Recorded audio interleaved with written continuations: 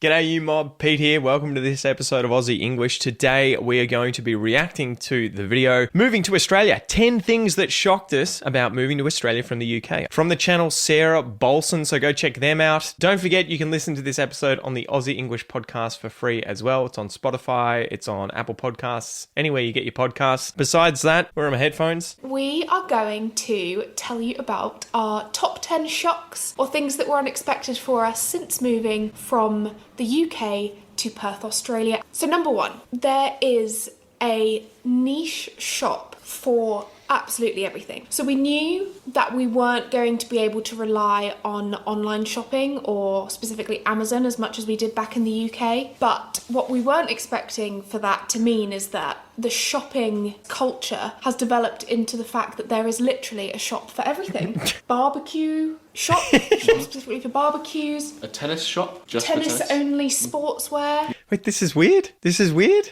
What? Window tinting, the shaver shop, which specialises in men's grooming tools. I don't understand. These are all normal things, right? Like, they're just stores for very specific things. Do you not have these in the UK? It's just a bit of a shock when you're used to going to Big Tesco for everything. You can just get everything at Big Tesco, but here, Okay. definitely not. You'll have to fill me in on Tesco. I know that's a large mall sort of store thing in the UK, but I don't know much beyond that. Is it like Costco? How does it work? Obviously, they have loads of shavers there, but is it just a one-stop shop for everything? Number two, this may actually be the biggest shock that we had. The fuel prices are so weird here. It's not like you have a set price Oh, light down, guys. Sorry, batteries ran out. Just have to do without it for this one. and every day it will go up a little bit, maybe go down a little bit, and generally follow trends. Here, what it does is on a Wednesday, the price is set. It's set at its highest price. And then slowly over the week, it will slowly go down every day until you reach Tuesday, where it's a massive discount on the Wednesday price. It's really quite strange. I don't know if it's that simple, but it does drive us nuts as Australians, just the fuel price constantly fluctuating. I'm pretty sure it's, what is it called again? The rocket and feather? Is that it? So when oil prices go down, it's like a feather falling for the price that you actually pay, where they lower it very slowly. But the moment that fuel prices go up, they shoot the price of fuel up that they've already purchased and have in Australia to match that, so that it's just constantly a win-win for the petrol companies. Drives us freaking nuts, because it is that thing of how come also every Wednesday in the middle of the week when a lot of people are filling up fuel, you just arbitrarily decide to increase prices. And the same for weekends. It's usually, I think, a Saturday or a Sunday the prices will also go up. It's a game, and it's done for them to make as much money as possible. If you want to go to good fuel stores where the prices are cheapest, I think is it APCO and Ampol? I think it's those two that typically have the lowest prices, but the caveat is it's because they have stores selling food and other stuff that is probably marked up disproportionately to recoup the difference in how much they're discounting their fuel prices. And to show you exactly what we mean, I conducted a little experiment. So I cycle past the same petrol station every day, and every day this week I have stopped and just taken note of the fuel prices. So today's Wednesday. Monday, we were sitting at 171.9. Shell is probably one of the most expensive places to get fuel in Australia. They always seem to have prices through the roof. BP and Shell, brutal. The next day, Tuesday, I cycle past and we are down to 162.9 Funnily enough, diesel's the same. Australian cents per litre. So today is Wednesday, the new fuel price day, and my goodness, the price is Good God. 213 cents per litre. 213 cents per litre. That is 51 cents more than it was yesterday. Yeah. I didn't even know that there was going to be a new form of anxiety in my life, and that anxiety is the fuel light coming on a Wednesday. Yeah, it's pretty nuts, right? Because I guess you would imagine if you bought like 100 litres of fuel, you would be paying an extra $50 based on that 50 cents a litre increase. I think the main trick is work out locally which day has the lowest rate on a weekly basis and try and always fill up on that day if possible. Number 3, it's the dry heat. Everyone talks about the dry heat and about how different it is to, well, I wouldn't say a wet heat, but a humid heat. It is a lot different. I feel like 40 degrees here is really hot. It feels like you're in an oven. But then a dry heat at 25 with a little breeze actually feels quite cool. It's not like 25 degrees back in the UK where that feels quite oppressive and really humid and muggy. Here it's 25 degrees and it's sort of nice, pleasant with a bit of a breeze. This is what I never get. My wife always complains about the heat here. She's from like the tropics in Brazil and just hates it. And I'm like, back home it was 35 degrees every day and like 100% humidity, 2 degrees south of the equator. And yet here you complain because of the dry heat in summer. I'm like, it's great. I love it because even if it's 40 degrees, you can go outside and as long as there's wind, you can sweat and it dries almost instantaneously and you cool down. Whereas if you go to Queensland and it's like 35, 40 degrees in that humidity, it is just brutal. I think Australians down south here actually, by and large, enjoy the dry heat because, it just dries you off. It dries you off and the heat makes you feel cooler. A little side note, I like the Perth humour around dry heat or everything is dry. So it might be crowded in Perth, but at least it's a dry crowded. There might be a little bit of traffic, but at least it's A dry traffic. Number 4, we are going to talk about birds. Ornithology. Ornithology. What's that? Ornithology is the study of birds. This is an ornithological point then. It's funny she mentions that. Something cool to note is that the genus for platypus is Ornithorhynchus, I believe. I have to double check that now. Did I get that right? Yeah. Ornithorhynchus anatinus. And it's because it has a bird-like bill. Some extra knowledge there for you guys. That's a bit of fun. So we just are absolutely fascinated by the birds here. From the little fairy wrens that we they're saw so beautiful, in the blue ones. Yanchep National Park. The noisy rainbow lorikeets. Noisy rainbow lorikeets. Oh, We've got kookaburras in our back garden, black cockatoos, white cockatoos, rainbow bee eaters. Wow. Noisy miners, even the magpies. Yeah. Quite cool here. Oh, they got weird looking ones. They're different from ours in Victoria. I think they're sketchy. I think when I see a pair of magpies, I think they've got some sort of cunning and devious plan that they're about to enact. Magpies they tend to give you eye contact. So when you're walking around, you will see magpies out and about on the ground. They tend to not be afraid of you as much, especially in populated areas where they're used to people. They'll give you eye contact and you can see that the cogs are turning in there and you're just like, what do you want, man? What are you looking for? What are you after? And from the very first morning where I sat there being interrupted by crows trying to do the video intro, we'll see what's happening out and about at 6 o'clock, and honestly, from that very first morning, I just knew as the crows are sat there talking to us they're ravens, aren't they? Mm-hmm. Yeah. I could just tell that we were going to be fascinated by the birds here. Whilst we are talking about that first morning, point 1 was the ravens. The next point, which is number 5 on our list today, is how early everyone gets up here.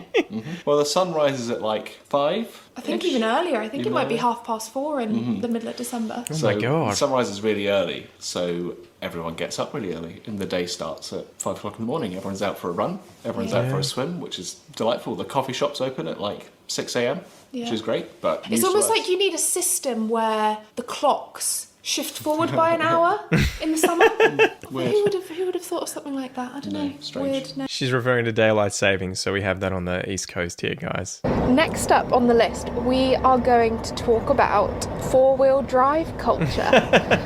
So it struck us when we landed that every other car seems to be a Toyota Land Cruiser, and then you've got all the other four-wheel drives that are hanging about, but particularly the number of Land Cruisers that are around. So again, to show you exactly what we mean and also to test our every other car theory, we are There was one that just went by in the background. going to go on a little drive. So we're currently on the West Coast Highway, so the road that runs up the coast, and we are going to set a timer for 10 minutes driving up the West Coast Highway and take a tally of the number of Land Cruisers we see. And for clarity, this is going to be anything that says Land Cruiser on it. So that could be a Prado, it could be a Troopy, it could be the weird ones with the flat bit at the back. So anything that Utes? says Land Cruiser on it is going to count. So here we go. It's quite stressful. It is.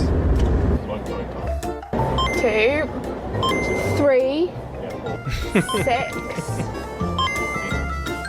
Jesus. Yeah, 45, 48, 49.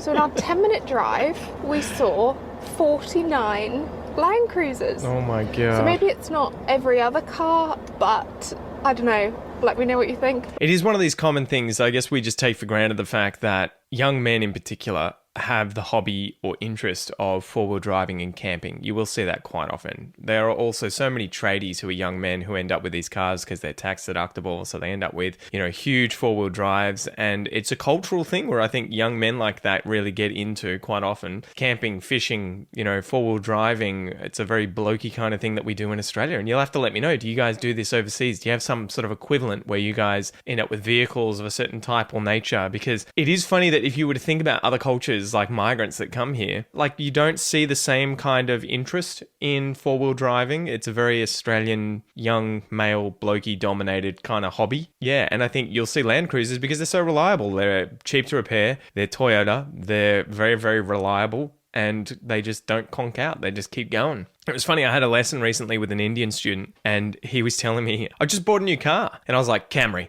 And he said, how did you know? And I'm like, Indians and Camrys, man. Culturally, for some reason, you guys just seem to only get Camrys. Like, this is a stereotype, obviously. And he's like, I know. Everyone I know who's Indian has a Camry. And I'm like, clearly you guys just cottoned on to the fact that Toyota Camrys, they're reliable, they're cheap to repair. And so anytime another Indian mate you meet says, I need to get a car, you just say, get a Camry, get a Camry.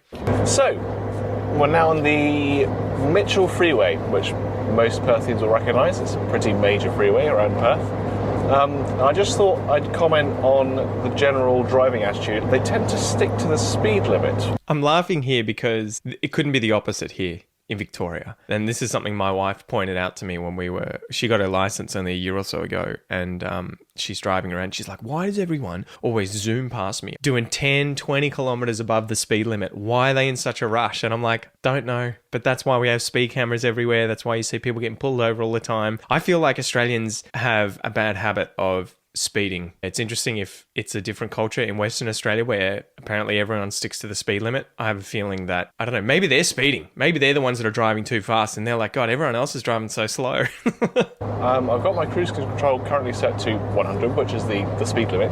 And apart from the odd car, I'm basically sticking with all of the traffic.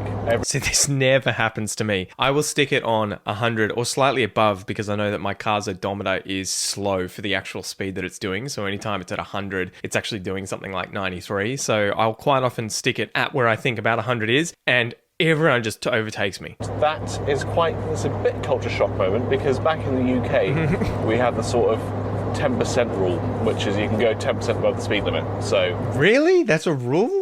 On motorway speeds, that's a very significant portion above the speed limit and not get in trouble.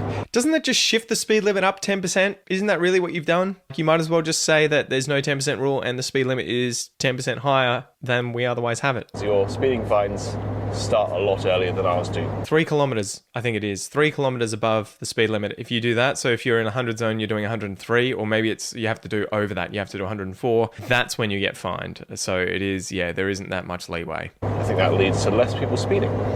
And it leads to people slowing down when they know speed cameras are coming up, especially if they're fixed ones, or if people are flashing the lights at them because there's a parked car with speed cameras or police up ahead. So I think there's more of that happens. People still speed, they just slow down when they think they're going to get caught. So don't get like people whizzing past you. Yes. Like if somebody is going faster than you, they're like creeping past you. Exactly, yes. you obviously you get the odd person, the odd maniac who's going to go down the highway, but on the whole, someone will very slowly go past you. I always love that line. Is it George Carlin who says something like, have you ever noticed when you're driving that anyone who's driving slower than you is an idiot, and anyone driving faster than you is a maniac?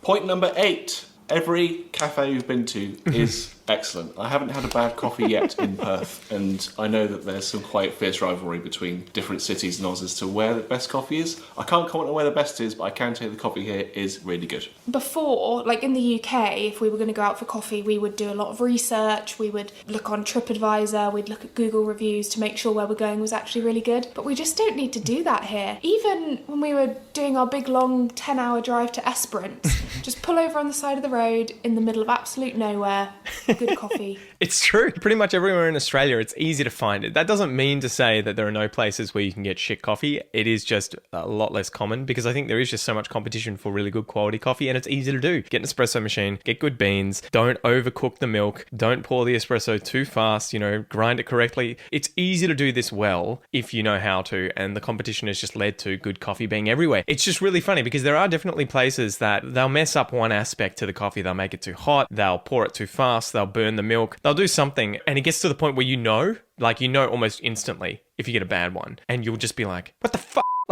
Like the number of times my wife and I have pulled in somewhere random or gone through, a random drive-through coffee place, and she'll get the coffee and just be like, what the hell? Like, what the hell? Like, almost pissed off. And I'll taste it and be like, I mean, it's not awful, but it isn't what we're used to. Your expectations are now up here. Number 9, we are going to talk about drinking can sizes. So here I've sourced There's a tiddler. a British-sized A little tiddler. drinking can. He's tiny. And Jamie is now going to show us an Australian-sized drinking can. This is one of those things I think I remember having reverse culture shock after coming back from the US. I went to the US on a holiday in the late 90s with my parents, my family. And I remember all the cans were so tiny over there. I think the bottles too, the Coke bottles, Sprite bottles, whatever it was, were really thin. I think they were 500ml, 450ml, whatever it was. And then you get back to Australia and they're 600 and you're kind of like, oh, I missed the chunk. I missed the girth of these bottles and cans. What the hell? What the hell, America? I thought you guys were the land of everything is oversized, and I would have thought the same about Britain. So it's funny that we have these bigger ones. And you can still end up too with even bigger cans. You can get 450 milliliter cans that are another inch or a few centimeters taller as well. They aren't the same size. What's that about? I think it was our first night, literally when we landed. We needed something to eat, so we popped down to Red Rooster and we got 2 cans of drink with our meals. And I looked at it and went, this is bigger than I expected. You're welcome. Giggity giggity. But not massively bigger, but definitely noticeably bigger.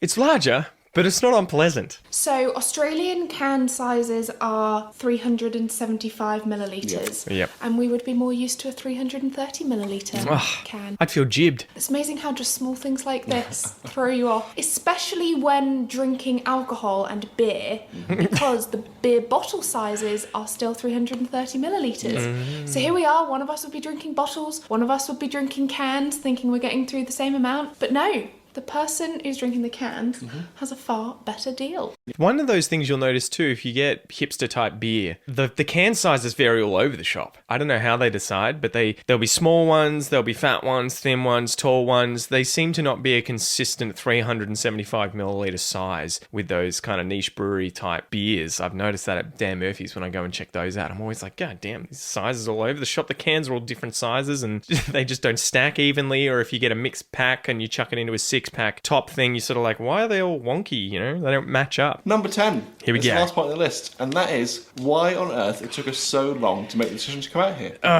Come on, guys. That's the 10th one, how amazing it is. Come on. Because it is so fantastic. The weather's great, the food's great, the coffee's great. I mean, everything's just been great. So what was all the fuss about? Yeah, and I think the point is, I think we were both bracing a bit for some negative feelings or a bit of why have we done this? Have we made the right decision? And I think we're very, very fortunate, and I know this isn't the case for everyone, but we're very, very fortunate that we didn't experience any of that. I thought they were going to say that we didn't go to the east. Maybe this is just Perth, guys. Does Perth just rock? I've never been. I need to go. It's almost like it must be another country. Seems like everyone abides by the rules. Loads of birds, loads of animals, and it's just the most amazing thing ever. So, yeah. Anyway, let me know what you guys think down below. YouTube reckons you're going to enjoy this video next, and I'll see you there. Ta-ra!